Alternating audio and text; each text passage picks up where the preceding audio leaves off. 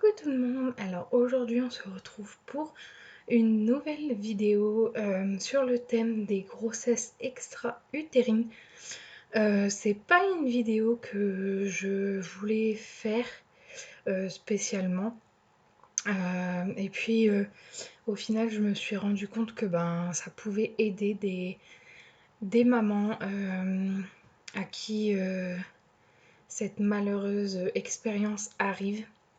Donc j'ai pensé que mon témoignage pouvait aider certaines mamans.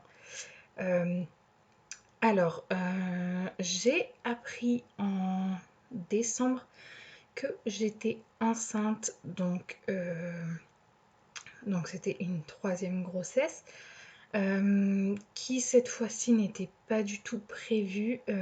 C'est vrai qu'on a vraiment été surpris et choqués de l'apprendre. Il nous a fallu quelques jours pour digérer la nouvelle. Au bout de quelques jours, c'était tout quoi. La grossesse était là, la grossesse était là. On était heureux d'accueillir un nouvel enfant. Euh, j'ai fait mes prises de sang comme toutes mes grossesses, les prises de sang qu'on fait au début. Euh, Et en fait, je me suis aperçue que mon taux de bêta-HCG était relativement bas. C'est vrai que je le trouvais quand même bas euh, en comparaison de mes autres grossesses, enfin surtout de ma deuxième grossesse, parce que ma deuxième grossesse, je l'avais su quand même tôt, contrairement à ma première. Ma première, je l'avais su plus tard. Ma deuxième, je l'avais su quand même tôt et quand je comparais les deux taux, c'est vrai il y avait vraiment un gros décalage au niveau des taux. Donc ça m'a un petit peu inquiétée. C'est vrai que je me suis tout de suite dit qu'il y avait peut-être un souci au niveau du bébé. Euh, Après, j'étais pas. Alors, ça m'a inquiétée, oui, mais j'étais pas vraiment stressée. C'est plus que, en fait, ça me contrariait que le taux ne soit pas plus haut. Donc j'en ai parlé à mon médecin qui m'a prescrit une deuxième prise de sang pour vérifier si le taux augmentait. Euh, alors euh, à cette seconde prise de sang pour le taux de bêta-HCG, le taux avait augmenté mais n'était pas encore très très haut. Euh, Mais pour aussi bien les personnes du labo qui avaient fait les analyses que le médecin, il n'y avait rien d'inquiétant. Euh, Ça pouvait très bien être le tout début. Donc c'est vrai qu'ils n'étaient pas plus inquiets que ça. Ils ont dit qu'il fallait surtout attendre vraiment quelques semaines pour faire une écho. Euh, Sauf que, en fait, j'ai préféré appeler la maternité, en fait, où j'avais été suivie pour mes deux précédentes grossesses, en leur expliquant, avec le taux des deux prises de sang, le nombre de jours d'intervalle, tout ça. Et en fait, la dame que j'ai eue au téléphone m'a tout de suite dit que, en effet, il y a quelque chose qui n'était... En fait, ce n'était pas normal que le taux soit bas comme ça. Donc, elle m'a dit de venir au plus vite pour m'examiner, tenter de faire une écho, tout ça. Donc, je suis allée aux urgences maternité où on m'a pris tout de suite. Euh, à l'écho, il n'y avait rien du tout. C'est vrai qu'il ne voyait pas. Mais après, comme il disait, si c'est vraiment le début, au début on voit pas, en fait c'était vraiment, enfin voilà, ça pouvait très bien vouloir dire que ce n'était simplement que le début. Sauf que en fait, du moment où il y a un taux qui est bas et qu'on ne voit pas à l'écho, la seule façon d'être sûr que ce n'est pas une grossesse extra-utérine, c'est d'aller tous les 2 jours à l'hôpital. Donc tous les 48 heures, elle m'a expliqué que je devrais venir à l'hôpital faire une prise de sang. C'était la seule façon en fait pour eux de savoir si c'était une grossesse extra-utérine.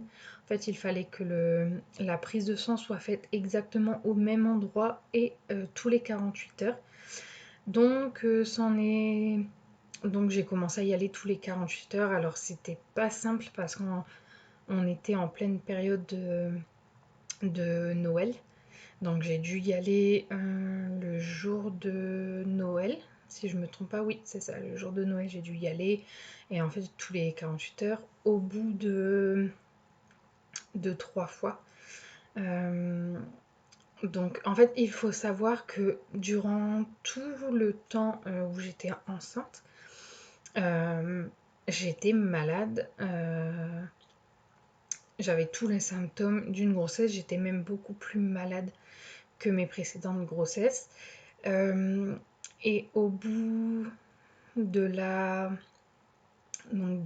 troisième ou quatrième fois où j'allais faire une prise de sang, je me suis rendu compte en fait que mes symptômes, j'avais de moins en moins de symptômes en fait. Euh, et en fait, c'est là que je me suis rendu compte qu'il y a quelque chose qui allait pas. Euh, du moment qu'on commence à plus avoir de symptômes de grossesse alors qu'on est enceinte, enfin, il y a quelque chose qui va pas.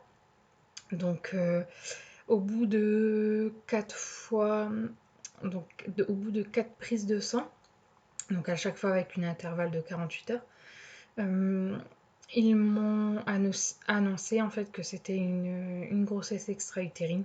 En fait, par rapport au taux, ils sont aperçus.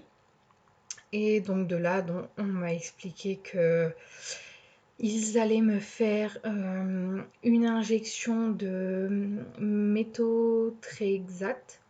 Donc la méthotrexate, c'est le produit que l'on injecte pendant les chimiothérapies. Donc c'est ce qui va détruire les cellules.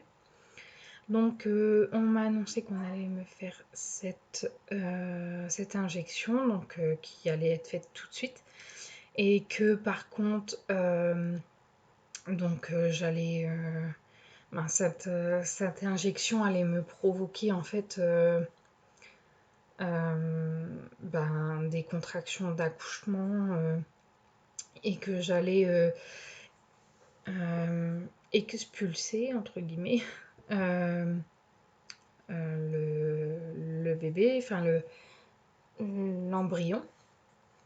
Et ils m'ont fait l'injection. Alors pour situer au niveau du temps, j'ai eu l'injection le jour du Nouvel An. Donc j'ai eu l'injection le jour du Nouvel An. Euh, euh, Quelques heures après avoir fait l'injection, j'ai commencé à vraiment ne pas être bien. En fait, je suis restée allongée les prochaines... les 48 heures qui ont suivi, en fait, je suis restée allongée. Je n'avais plus de force, je ne mangeais pas parce que je n'avais aucun appétit.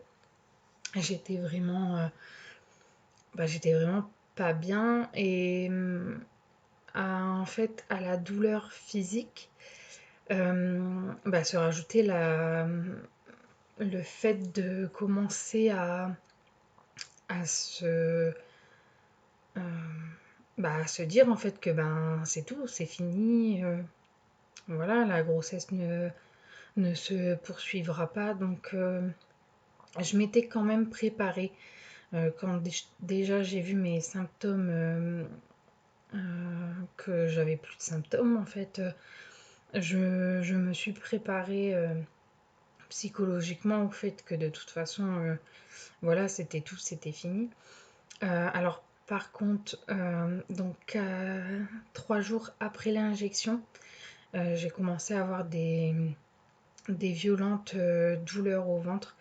Euh, alors pour les personnes qui penseraient que une fausse couche, alors je sais pas si du coup on peut appeler ça une fausse couche quand on perd le bébé suite à une injection, mais en tout cas quand bah si on fait la perte, euh, les douleurs sont les mêmes que des contractions d'accouchement.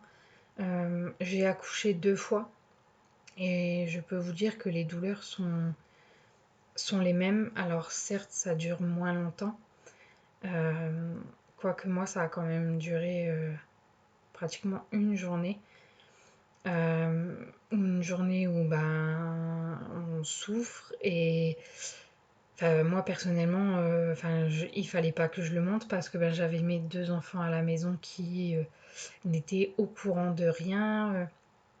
Et donc, il fallait absolument qu'ils ne se rendent compte de rien. En fait, je ne voulais vraiment pas qu'ils se tracassent avec ça.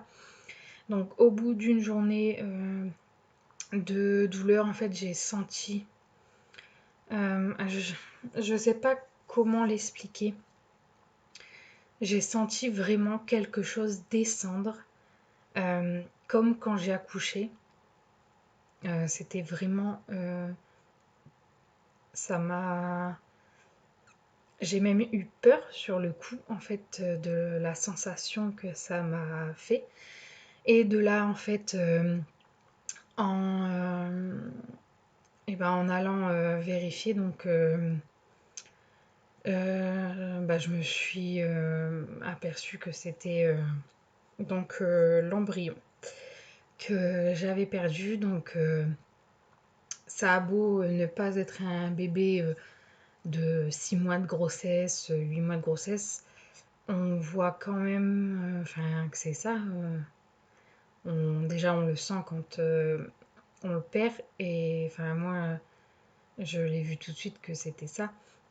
Donc, en fait, quand ça a fait, bon, je me suis dit, bon, au moins, voilà, si c'est ça, tant mieux que je l'ai perdu pour ne pas justement avoir besoin d'un curetage ou quoi pour si jamais tout ne serait pas parti, tout ça. Donc je me suis dit c'est bon, au moins, bah voilà, c'est fait quoi. Et sauf qu'en fait, euh, quelques minutes après, j'ai été reprise de très violentes contractions. Euh, en fait, j'ai perdu une deuxième fois un embryon. Donc le lendemain, j'ai dû me rendre à la maternité, donc où ils ont regardé en fait, ouais, regardé, il n'y a pas d'autre mot. Et de là en fait ils m'ont annoncé qu'il y en avait deux. Donc c'est vrai que bon, en l'ayant vécu, j'ai su tout de suite que c'était sûrement ça. Mais c'est vrai que le fait de l'entendre, ça a rajouté quand même quelque chose parce que bon, c'est pas anodin déjà de un bébé aimer la deux. Euh, et malgré le fait de m'être préparée psychologiquement, je n'aurais pas pensé que ça soit aussi dur. C'est vrai que on se projette tout de suite, en fait, du moment qu'on apprend qu'on est enceinte. C'est vrai que inconsciemment on se projette, surtout quand c'est pas notre premier bébé. Euh, et là, autant moi que mon mari, ça a quand même été dur.